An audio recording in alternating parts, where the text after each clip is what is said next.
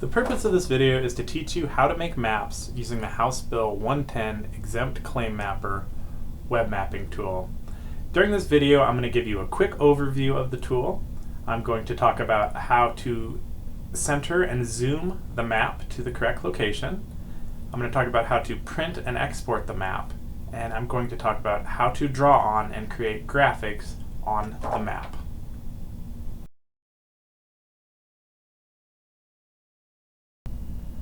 Let's do a quick overview of the tool. To get started, you'll see a splash screen, and within the splash screen you will see some contact information, including a phone number, as well as a link to a video which talks about House Bill 110 in detail. You just click agree, and that allows you to launch the tool. And let's do a quick overview of the elements within the tool. Up at the left of this banner, you're going to see a zoom in and a zoom out button, and those are pretty intuitive. They allow you to zoom in and zoom out on the map.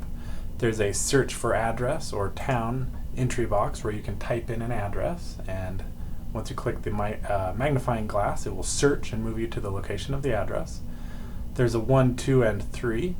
The 1 allows you to find your location on the map using 3 different queries, which we'll talk about later. The 2 allows you to draw features on the map once you're where you want to be on the Earth's surface. And the 3 allows you to print your map in different formats and save it as, say, a PDF or something. There is a base map gallery, that's basically your backgrounds. It allows you to change your backgrounds from things like aerial photos to topographic maps, etc. There's a layers list, which as you zoom in and out of the map, more layers become visible, and this allows you to toggle them on and off. And there's of course a question mark, which allows you to get more information. Let's take a look at how to zoom and center your map on the location for which you actually want to make a paper map. One of the easiest things you can do is just simply use your mouse and scroll wheel to zoom in and zoom out to figure out where the location is you want to map. I mentioned earlier there's also the zoom out and zoom in buttons in the banner. There is also this search bar. So for instance, I'm at 1424 9th Avenue in Helena, Montana. You see it popped up. So if I click there, it'll literally zoom me to the resulting location.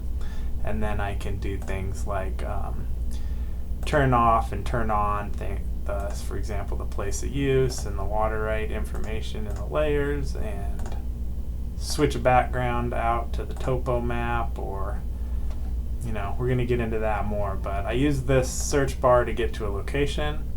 Another thing you can do is click the number 1, and there's 3 query types. You can find a parcel by owner name and county, so you could enter, for example, my name's Jamie Ellis, I live in Lewis and Clark County, and then you would hit execute and you'd see results that meet your criteria. Another option is to find your parcel by township, range, and section. Maybe you're on a ranch and you just know the township, range, and section, so you'd enter it here. And there are examples of how to do it. For example, like 0, 3, space, capital N. You'd want to make sure you hit those exactly as they are displayed. Hit execute, and it would take you to your results, which would allow you to zoom to that location. You can also use your parcel ID, which is the geocode, and here's the example. If you have the geocode, which is a unique identifier for every parcel of land in the state of Montana, you could just enter it here, hit execute, get the results, and zoom to the location. So long story short, there's lots of ways to get the map to where you want to get the map. Use your mouse, use plus or minus, search, use the number 1, which has other search options, which include the owner name and county, the township, range, and section, or the parcel ID.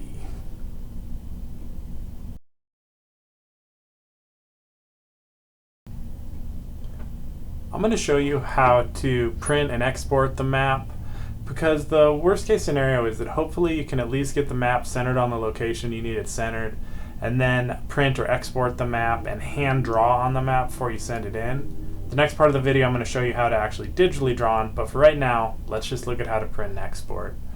The main way you do that is by clicking the number 3, and this brings up the print your map functionality. This allows you to enter things like a map title, so it could be like, in this example, I'm going to call it test map. I'd leave the default layout to the letter size, which is 8.5 by 11, probably what your home printer is pretty easily able to do. Leave the format as PDF. That'll just create a PDF for you to print. There are some advanced options. You can dig into those if you have time and care to, which include things like you can put your name as the map author. And then it's also important just to remember, like, the screen is what's going to print. This is your map. So you definitely want to remember to look at things like the layers list and see if you want things. Like maybe you want the PLSS overlay on it, or maybe it's too busy, or maybe you want a different background. Maybe you don't like the topo and you'd rather have the aerial photography, or maybe you want the cadastral layer. So you need to play with your background layers and your legend layer items until you get the map that looks like you want it to look. And then when you go to 3, I call it test map, I'm leaving it letter, I'm making it a PDF, and I just say print, and voila, it creates a test map in a PDF format that you can click on, and it opens on the screen. And from here you can either print it or save it, or close it down and make the changes you want to see with the layers or the backgrounds, and go for it again.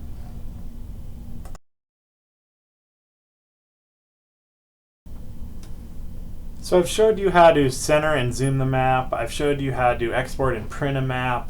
Now I'm going to put the focus on how to draw graphics on the map via an example of putting it all together by zooming to a location, centering the map, drawing on the map, and then exporting the map. So I'm going to cheat and do just the freehand zoom in because I know where I live just visually, and it's an easy way for me to think. I'm going to pretend I live, over here, say on 10 Mile Creek, and so I zoomed to this location. We'll say I live here. And again, there's lots of ways you could do it. Zoom in, zoom out, use the number 1 to find your location. But now the bread and butter of this portion of the video is drawing graphics. So to draw graphics, to get started, you click on this number 2. And this opens this add drawing functionality. And there's lots of things you can do. You can add a point, a line, a polyline, a polygon, text, whatever you feel like. So let's just get started and imagine I want to draw a point of diversion for, say, a well. So I'd click on this point. There's lots of functionality in here you can explore. You can name your drawing, you can describe it, you can choose what the symbol should look like, you can choose the size. But after you're happy with that, you just go to the map and click on it. And as you can see, it put that symbol on the map. And now in my drawing list, the My Drawing, because I didn't rename it, appears. And I can delete it. I can zoom to it. I can edit it. If I click the pencil, I'm then able to move the feature around. If I didn't get it in the right place, I can click and say, oh, I know my well's right there. And then I click Save. And that's done. And say, oh, I want to add another drawing, another graphic. So I click the plus sign.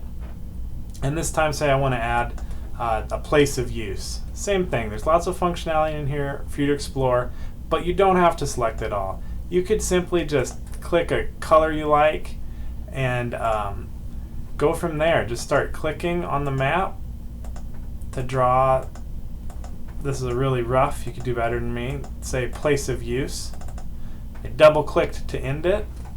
So again, it's added to the drawing list. I can click the pencil, and then I can click and hold and move it, or edit it, or save it, or delete it.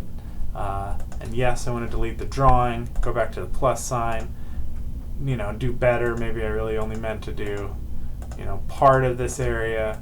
Whatever the case is, to meet your needs of accurately representing your claim to an exempt water right.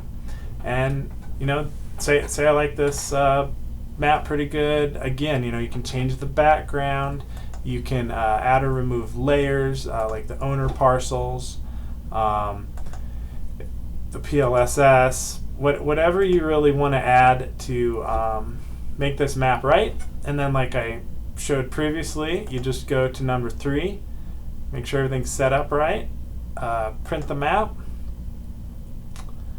and there you go. After it creates the PDF file, you click on it, and now you can see the PDF map has the 2 graphics we drew, as well as some legend items, including the Public Land Survey System, Township Range section, scale barn information. That's it. Explore, and good luck creating your maps. Thank you for your time, and if you need more help, please feel free to call us at 406-444-0560, or look for us on the web at dnrc.mt.gov/HB110. We're around from 8 to 5 each day, and we look forward to hearing from you. Thank you.